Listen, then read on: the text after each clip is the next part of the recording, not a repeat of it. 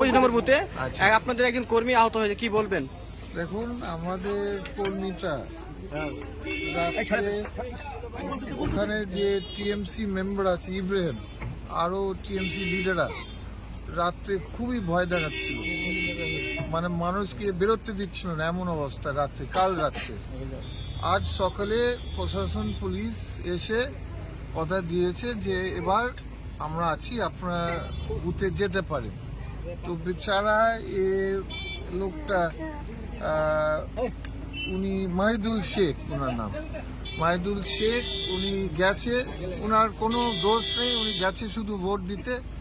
ওখানে টিএমসি তো যতটুকু আমি বুঝতে পারছি হয়তো হারছে, খুব বাজে হয়ে হারছে ভোটটা।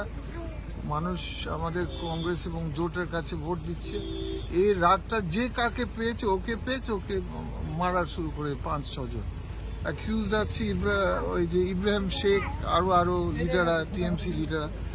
তো আমরা যাচ্ছি এবং আমরা থানাকে কমপ্লেন দেব, ইলেকশন কমিশনের কাছে কমপ্লেন। খুব বাজে, যেভাবে কোনো কারণ নেই, মানে এটা ইলেকশন কমিশনকে প্রমাণ দিতে হবে যে আমাদের মালদাতে, আমাদের বাংলাতে, দেশে গণতন্ত্র আছে কিনা। কারণ একটা নর্মাল ভোটার, ও কোনো দোষ নেই, ও যাচ্ছে খালি ভোট দিতে।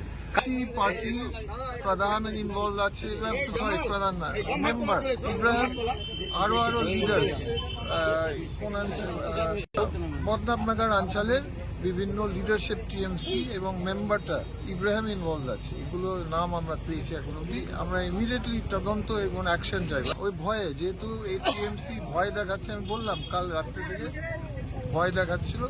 আজ সকালে পুলিশ একটা হোপ দিয়ে, আশা দিয়েছে, না আমরা আছি, এবার আপনারা যান।